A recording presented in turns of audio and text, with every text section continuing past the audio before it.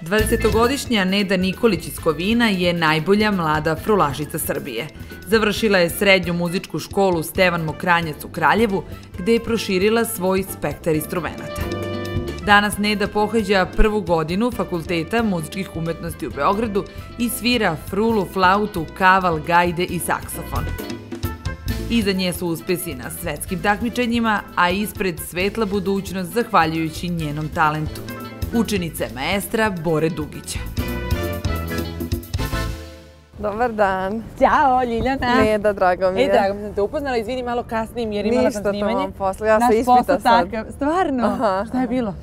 Tradicionalno pevanje i sviranje, ispit. Odlično. I šta si dobila, ako smijem da znam? Dobro, dala mi je 10 profesorka. Dobro je bilo, to smo sinoć učili i prošle nedelje i dobro je samo da je prošlo. Dobro, ne verujem da si učila samo sinoć. Ne, i prošle nedelje, naravno. Sinoć je bilo ponavljanje. Kakve su ocene sad na fakultetu? Pa dobro, generalno okej. Tu sam negdje pri vrhu, trudim se da tako bude, pa bit će do kraja tako, nadam se. Juriš najbolje ocene, kao i na takmičenjima najbolje medalje, ili? Pa trudim se, ali naravno prihvatam i nešto, ako nisam u mogućnosti da stigne zbog nastupa, da naučim i navežbam, onda je u redu i ovako nešto. Super. Ajde malo bolje tu poznamo red. Važi, naravno.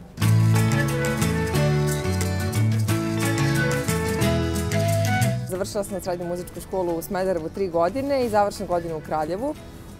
Etno odsek takođe, to sam upisala i ovde, etnomuzikologiju i zaista je jedno divno iskustvo. Dosta ljudi već poznajem, profesori su divni, imamo odličan odnos. Jeste da tu ima nekih stvari kojima se nisam nadala, u smislu možda previše nekih teoretskih stvari. To jeste faktički naučni odsek. Generalno ima i sviranja i pevanja i time se bavimo. Ali zaista sam zadovoljna za sada. Nastavljam ovde pa vidjet ćemo posle šta će biti.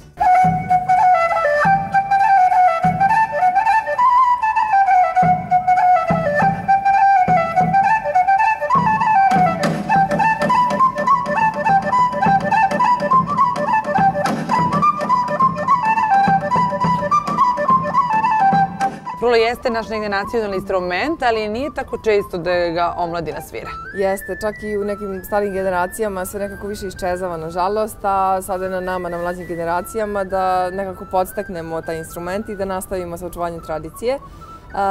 Sve je počelo u osnovnoj školi, kada sam svirala blok flautu i nekako možda i preterala sa tim sviranjem, mislim bar u tom dobu osnovne škole i tata je predložio da pređem na frulu, ne znajući potpuno šta je to, ja sam pristala i tako je sve počelo.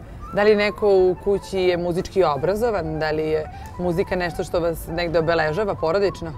Muzika je nešto sa čim se susrećemo od malih nogu, ali isključivo nekako sa tatine strane. I mama naravno voli narodnu muziku i generalno svu muziku, ali sa tatine strane vučem te talente od njega i od dede koji je pevao, a tata sada svira harmoniku, tako da odatle neka povezanost. Sa koliko godina si prvi put zasvirala tu frulu? Sa 13. Sa 13 godina, da.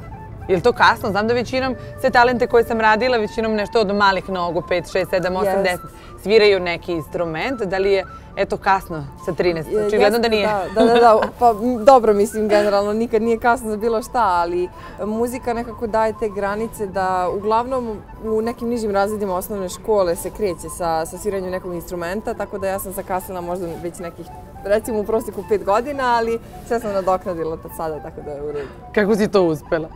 Baš nekako nemam neki pravi odgovor na to. Sve je bilo spontano i baš prirodno. Menjala sam profesore, već neko vrijeme sam kod maestra Bore Dugića. Učila sam i kod harmonikaša, i kod frulaša, i kod generalno obrazovanih muzičara. Mislim da nekako uticaj više ljudi se nekako skupio u meni i da je to sad proizišlo iz mene, taj neki, ne znam, neki smjer u kom sam krenula i da je to sve nekako proizvelo celokupan rad i vežba, tako da, eto, baš generalno nekako je sve prirodno došlo.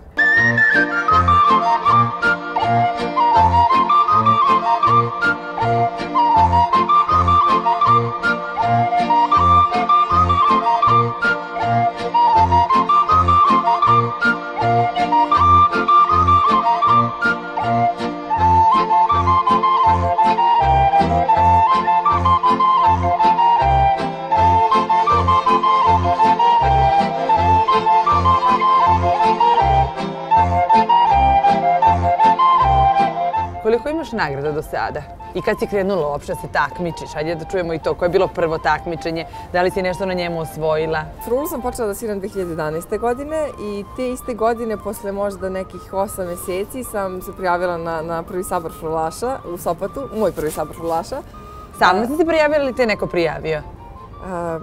Ideja je, ja mislim, bila mog profesora, Čika Doce, inače jednog starijeg frulaša, u smislu da, eto, prosto svakom muzičaru treba neka scena da on ispolji sebe, da vidi kako je to. Samo da krenem da nastupam, ništa ozbiljno, to nije bilo tada. Ja sam se prijavila, malo sam vežbala scenski nastup, da se nasmejem, da se pomerim, da ne budem nekako striktna u mestu. I to je zapravo, ja mislim, i presudilo, to je bilo zaista nešto, prvenstveno što nema puno devojčica i devojaka, prvo to, drugo što sam ja prvi put bila na bilo kojoj frulaškoj sceni, drugi frulaši su me vidjeli prvi put kao i žiri. Program je bio narodno kolo, ništa specijalno, naravno tada nisam imala neke, da kažem, tehničke sposobnosti da ja odsviram nešto previše zahtevno, ali je sve ispalo baš onako kako treba. Osvojila sam plaketu sveokupnog pobednika i za juniore i za seniore. I mislim da je ta nekako celokupna pojava mene kao eto neke male devojčice koja se tako smeje na sceni odnela tu nagradu, tako da sam posle toga nastavila na saboru frulaša u Prislonici, onda su došla neka druga međunarodna i svetska takmičenja i tako dalje. Kako si se osjećala kad si dobila to prvi put nagradu na prvom takmičenju na kom si učestvovala? Baš zato što je bilo neočekivano, zaista sam bila srećna, što nije bilo nikakvog uticaja na to što ja nisam toliko želela neku nagradu, što je sve to bilo nekako više je bila ta sama scena i pojava celog sabora za mene onako iznenađujuća nego što sam ja očekivala neku nagradu, tako da je baš je bilo divno to prvo iskustvo.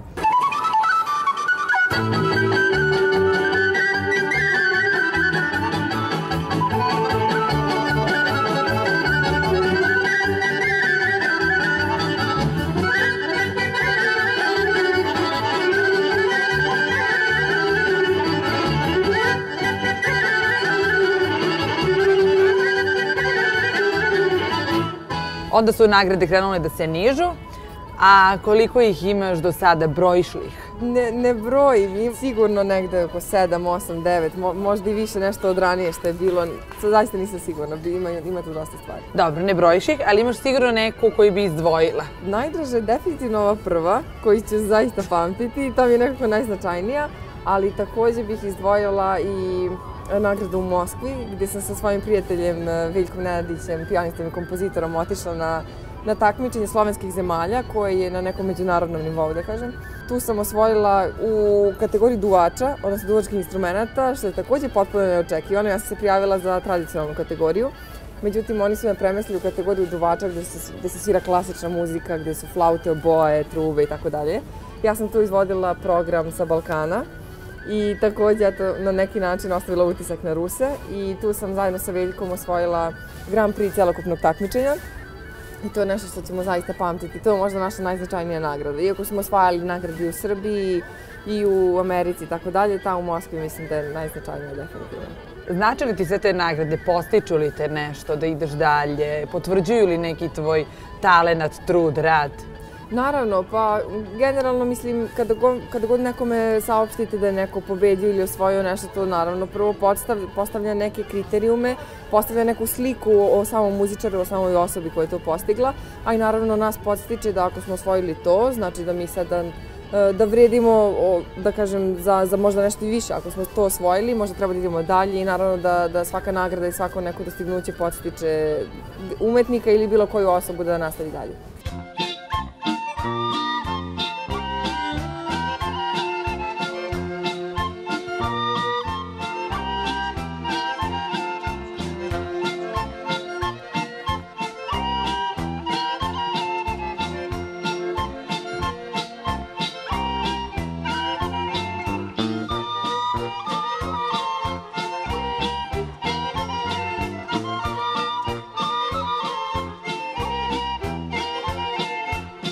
Ja sam srednju školu završila u Kraljevu i onda je ona došla u 4. godini i tako smo se upoznale, sprijateljile i postala jako dobra drugarica.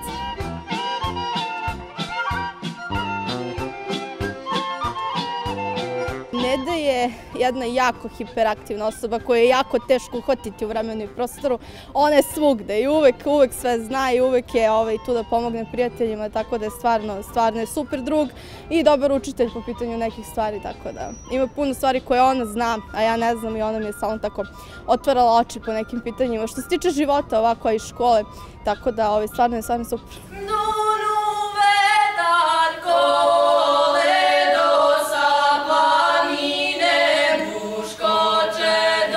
A kako napreduješ sa flautom? Jo, flautu. Nisam uzela dugo u ruke flautu. Sad sam tu oko saksofona. Da, sad se saksofon forsira, sad to da prođe. Saksofon je cool. Da, nisam ni gajde ni kavala neko vrijeme, ali planiram, samo da mi dođe leto. Ako dam sve u roku, završim u junu, imam 3 mjeseca slobodno. I onda mogu sve da stignem. Pa da, gdje ćeš na more? Ma, kako more, to je daleko, to će da se planira tek. Od Nede sam usvojila to da prvenstveno treba da budeš dobar čovek i da se trudiš da što više naučiš i što iz životnog iskustva, to kroz tu našu umetnost, da bi mogli publici da donesemo to što mi osjećamo kroz te kompozicije. To je ono što ona stvarno odlično radi.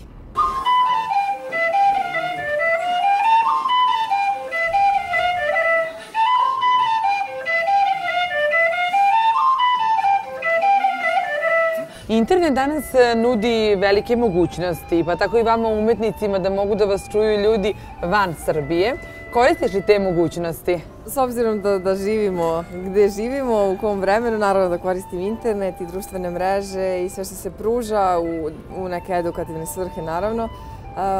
Koristim i neke sajtove i da kažem neke stranice koje me bliže upućuju na neke stvari.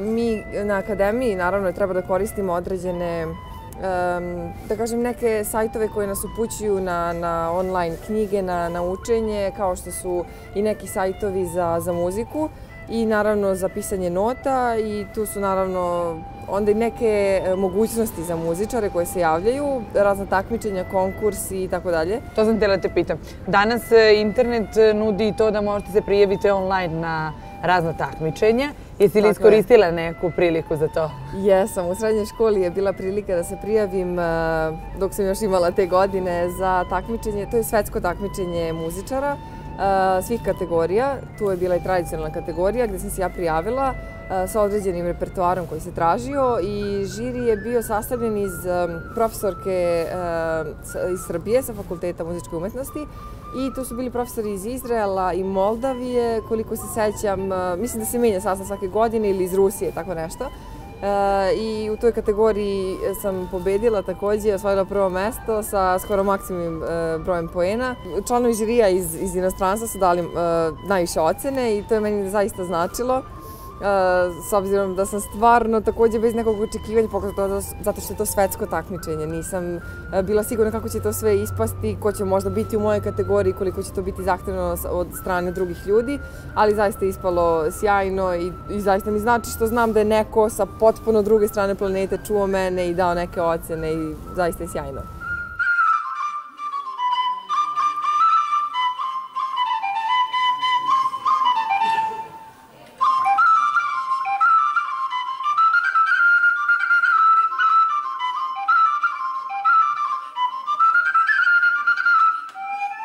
A kada pričamo o našim frulašima, eto kažu da su mnogi imali uticaj na tebe u radu sa tobom, pa jedne mi kažeš sa kim si sve to radila i s kim sada radiš?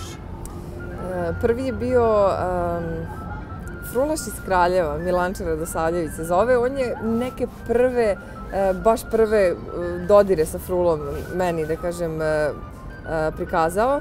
Nakon toga neki ozbiljni pravi časovi su bili kod Čikadoce Dobrivoja Todorovića, našeg inače poznatog frulaša. On je bio taj glavni koji je bio tada kada sam osvojila prvu nagradu, kada sam snimila prvi CD i on mi je nekako bio ta najveća podrška gdje sam ja kasnije nastavila kod nekih harmonikaša, drugih profesora i kod Milinka Ivanovića na kratko. I sa njega sam naravno dospela sam do majstra Bore Dugića, gdje sam i dan danas i da kažem to je neki vrh naravno što se tiče frule. Koliko ima danas žena u Srbiji koje sviraju frulu? Žena starijih godina, nažalost, nema koliko ja znam. Možda negde u nekim zabačenim krajevima ili kao neki ostaci nekih običaja, ali generalno žena koja se pojavljuju na takmičenjima nema. Bilo je u prošlom veku par koje su čak i osvajale prve nagrade devojaka. Nas ima, da kažem, tu i tamo zavisi, ima par škola frule, ali one uglavnom iz tih škola izlaze mlađa deca, baš onako osnovna škola tih uzrasta. Tako da njih ima dosta i iskreno se nadam da će kroz par godina ili decenija biti nekih izvrsnih frulaša, podjednako i muške i ženske populacije. Koje su tvoje negde želje, neka nastojanja, htenja u narednom nekom periodu? Završetak fakulteta, nadam se. Ako do tada već ne bude nešto bitnije što će me možda odvesti negde. A zaista jedina namera mi je da putujem i da što više nastupam i da upoznajem sjajne muzičare i da proširujem svoj opseg što se tiče repertoara i generalno znanja o muzici. Tako da se nadam nekim novim nastupima i koncertima. Tako je bilo do sada i samo ta želja me odvela na razne strane, tako da se nadam se da će se tako i nastaviti.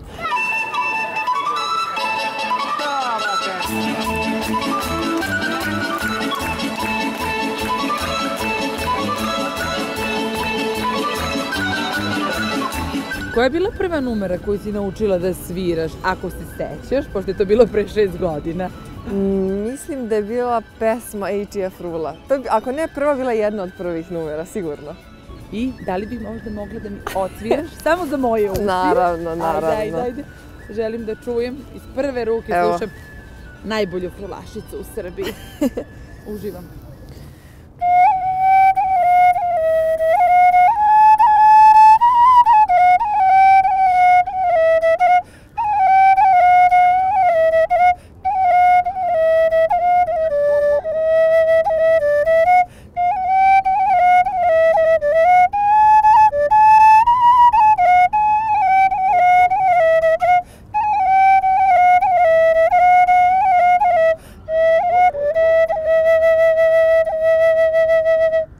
Bravo. Hvala. Sviraš li nekada drugarima, porodici, dečku? Naravno, u porodici uvek neka želja i uvek se nešto traži, uvek je muzika u kući, to je najbitnije. Super, ajde malo da mi pojasniš i sam instrument, da ja naučim nešto više o njemu. Naravno. A i gledaoci naši. Frula koja štima bi trebalo da bude dvodelna, dakle iz dva dela može da se rastavi i da se izvlači ili uvlači, zavisnosti od intonacije. Ima 6 otvora sa prednje strane i 1 otvor sa zadnje strane. Pisak se nalazi gore, nije potrebna velika količina vazduha, samo da je dobro usmeren.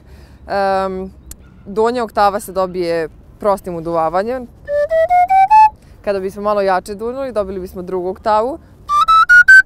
I onda se tu kombinuje sa dinamikom, sa udarcima jezika, t na svaki ton po mogućstvu, sa ubacivanjem trilera i tako dalje. Ali to je ta neka osnova glavna, da kažem. Koliko bi meni trebalo da savladam neku osnovu? Ajde da čujem.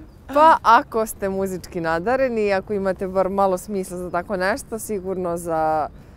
Pa evo sad, u ovom trenutku kad bi vam dala frulu, kad bi vam malo objasnila, vi vežbali neki pola sat, sklopili prvu melodiju, vi za par sati biste svirali sigurno.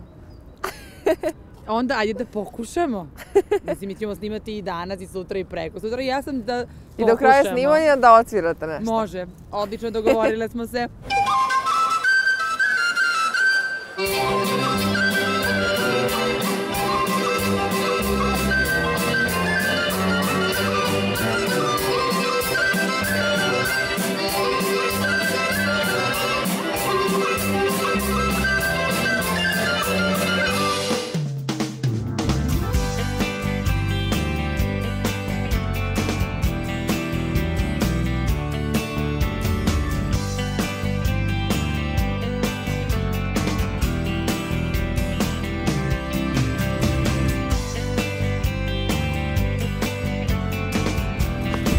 Ćao!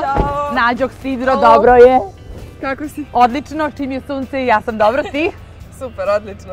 E pa, dragi gledaoci, došli smo u COVID i u mesto odakle je naša najbolja mlada frulašica. Vreme je da upoznamo tvoju porodicu, prijatelje, ali i tvoj grad, je li tako? Tako, izvolite. Ajmo.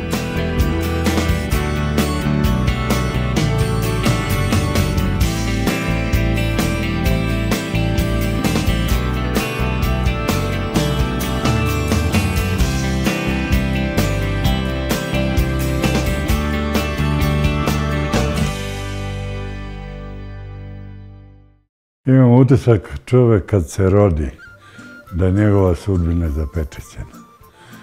Kao mala beba bilo je nevjerovatno drago i dobro dete, nikad nije plakala, a kada je prohodala, čudo jedno, nikad nije majci dozvolila da ju oblači.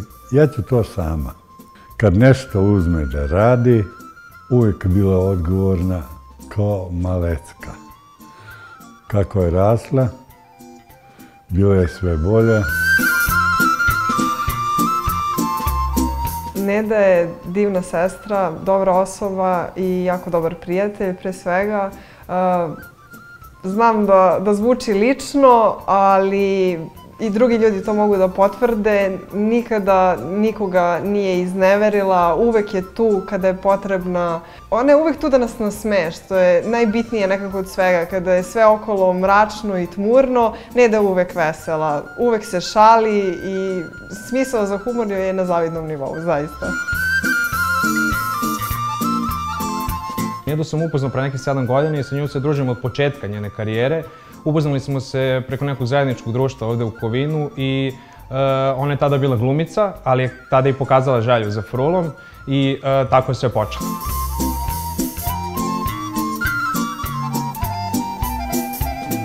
Nisam ja znao. U Domu kulture upisala se solfeđo i pohađala je neke godine dana učila note. Posle toga u osnovnoj školi svirao je blok flautu i s tim je po kući dosadila. I kad sam primetio da ona stvarno ima osjećaj za muziku, pitao sam ju da je kupim frulu i to je počelo.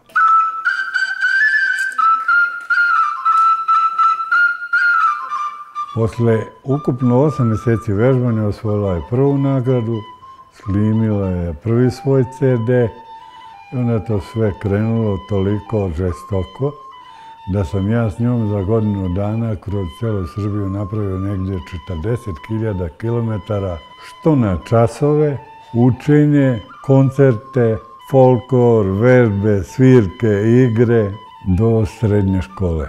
Kad je upisala srednju muzičku školu, mislim da tako dete nisam video ni u jednom profilu škole, a ni u njenom. Neda je uspješna ne samo zbog toga što je predana svom poslu i vrijedna, ona je prije svega dobar čovjek i dobar je prijatelj. I Neda je osoba koju možete da pozovete u 3 ujutru kad god vam nešto treba, ona će uvijek biti tu. Tako da, prije svega, nije potrebno biti samo vrijedan i uporan, nego treba biti i dobar čovjek da bi uspeo u svom poslu. Dok smo bile mlađe, delile smo sobu, tako da to je bio Nedin prostor za vežbu i za svirku i paralelno sa mojim učenjem ona je uvijek svirala, međutim to mi nije smetalo kada je svirala frule i kada je vežbala. Na početku je umelo da bude pomalo naporno dok su tu bili neki osnovni tonovi, kasnije naravno ne, ali sada kako je počela da svira druge instrumente, uključujući saksofon, već počinje da bude pomalo glasnije u sobi kada ona vežba. Međutim, taj početak mnogo kratko traje i ubrzo ona dostigne neki nivo da to zvuči odlično.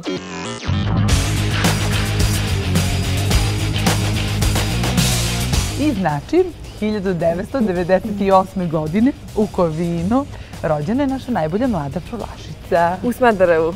Rođena sam u Smederevu, ovdje sam odrasla. Ovdje nema porodilište, mislim blizu je. Odmah posle par dana sam došla ovdje, tako da u svakom slučaju... Brzo si se vratila. Da, naravno. Pa cijelo djetinjstvo me nekako vezuje za Kovin. Osnovna škola, tu sam išla u osnovnu školu. Tu sam prosvirala i blok flautu na času muzičkog obrazovanja i sa blok flaute sam prešla na frulu. I kad sam prešla na frulu, također se nekako tu onda vezuje i Dom kulture.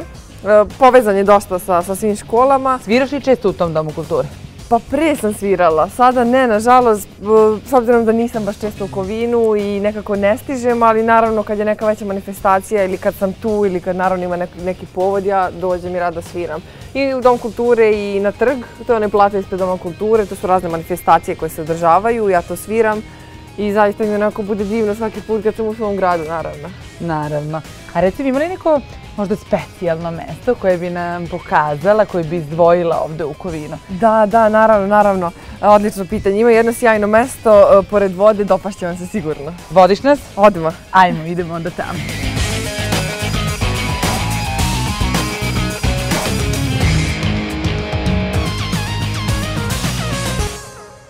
Neda je u stanju da ako slučajno nedelja bude dan gde treba da odradi neku svirku, petak, subota i nedelja po 8 sati dnevno ona je u stanju da vežba. Za ovih 7 godina koliko pratim Nedin trud, rad i uspeh koji je postigla, svedok sam da se dosta odricala da bi stigla ovde dokle je stigla. Dešavalo se da dođe ranije kući s neke žurke jer ujutru ima čas frule, dešavalo se da uđe s ekskurzije ranije jer imala neko takmičenje, ali stizala da bude i prijatelj i da bude najbolja flašica Srbije i da bude na svim poljima ostvarena. Ono što bih izdvojila jesu nastupi u Kovinu i u Smederevu.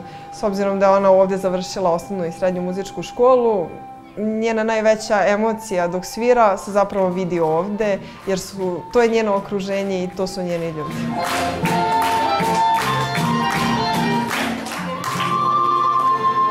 Moj pokojni otac je divno pevao. Čak je Neda svoj diplomski rad u srednjoj školi napisala o svom dedi,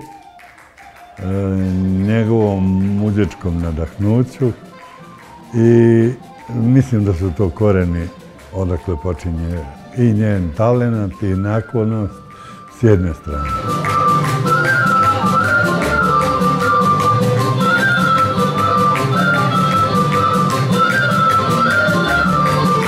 Jednom prilikom sam imala tu čast da prisustvujem njenom višednevnom pripremanju za nastup. U pitanju je bila dodala nagrada u Beču, kada je ona zajedno sa svojim drugarom nastupala i nekoliko dana su bile pripreme, snimanja. Bile su ogromne temperature, leto, jako je bilo naporno i onda sam tek shvatila kolika je to žrtva i koliko je to zapravo teško, ali ona je neverovatna jer ona to sve izdrži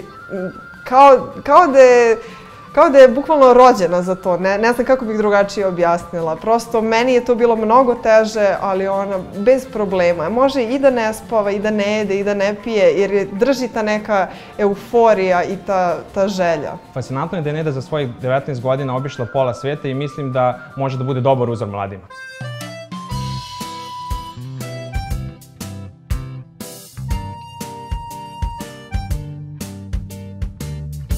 Kada sam bila mala, tata je imao brod, elevator, koji je, da kažem, uvek se nekako tu plasirao, tu je bio na tom doku i odrasla sam na tom brodu i moja sestra i ja takođe. I uvek smo voljeli da dođemo ovde zato što je par godina tata ovde radio, tako da smo uvek rado dolazile tu da pecamo, takođe imao čamac, pa smo se vozile Dunavcom i zaista nekako sve me vezuje za ovaj deo Dunava, za ovaj deo ovog pristaništa. Takođe tu sam prvi put naučila zapravo i da vozim mali bager, odnosno tovarivač. To je nešto što sam ja uspela, a moja sestra nije. I to je baš onako nešto zanimljivo, to ću uvijek pamtiti. Tako da baš onako jedan velik deo detinjstva se vezuje za ovaj deo ovde i generalno za cijelo pristanište. Ovde je jedan sjajan restoran i tu smo uvek posle dugog dana išli na girice. To je baš onako bilo nešto specifično, to smo uvek radili i zaista je ovaj deo ću zauvijek pamtiti što se tiče Kovina.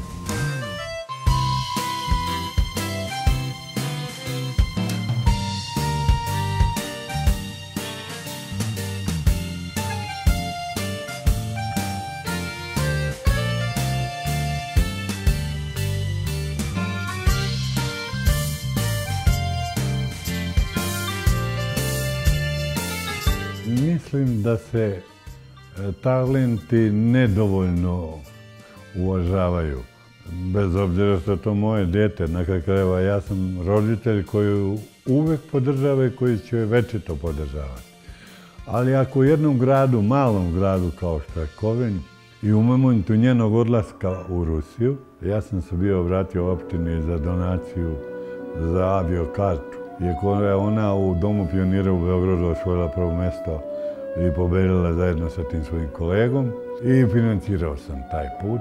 Nije tu bilo nikakvog razumevanja. Jedino što ona praktično kroz svoju zaslugu i rezultat osvaja studentsku stipendiju jer ima odlične ocene.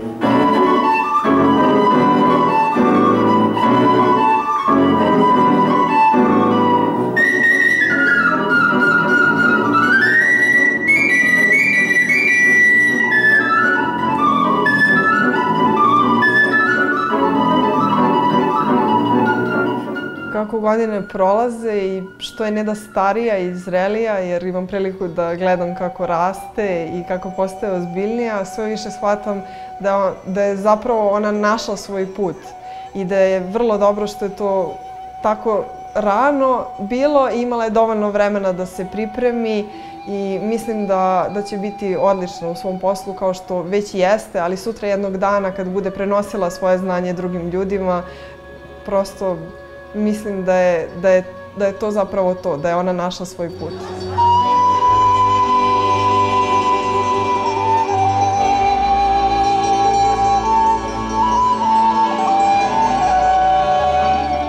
Danas, kad ja i supruga ujutru pijemo kafu, ili posle mjesec i po dana kad je nema iz Beograda, ovo je samo 45 km od njenog doma do kuće, uzmemo pa uključimo te njene numerice pa čitamo komentare gde ima mnogo časnih i dobrih ljudi koji sa aspekta jednog velikog nadahnuća ka muzici iskreno govore o detetu i sve najlepše, onda je naše srce veliko.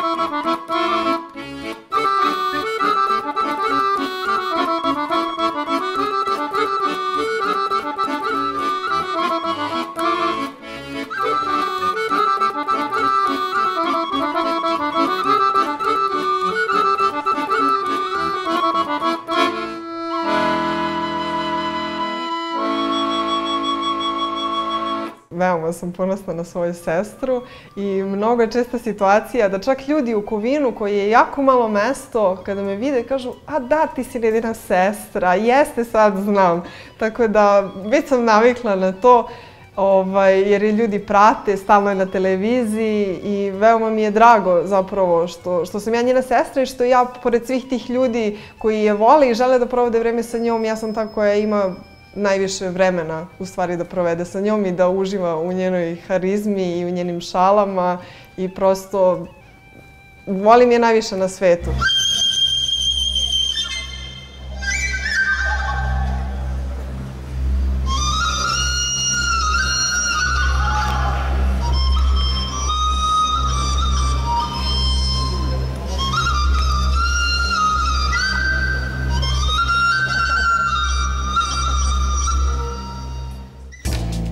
U ovaj kofer sam spakovala sve što me veže za Frulu proteklih 7 godina, recimo.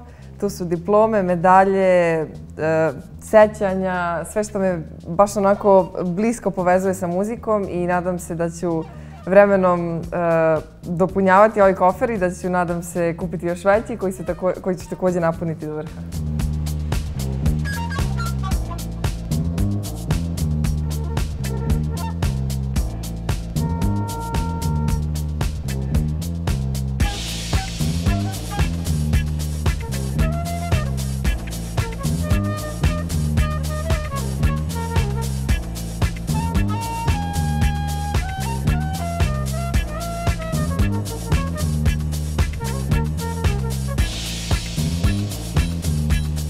Šta ti je frula sve to donela?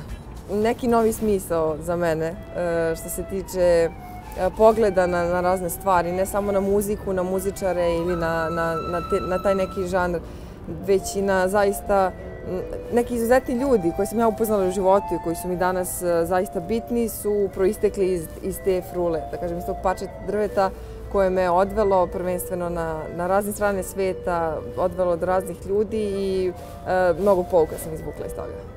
Ajde, daj nama, reci nam bar neku. Ti sad nas malo edukuj, pa da vidimo mi sada šta te je to frula naučila, prenesi malo i na nas, da vidimo neku pouku.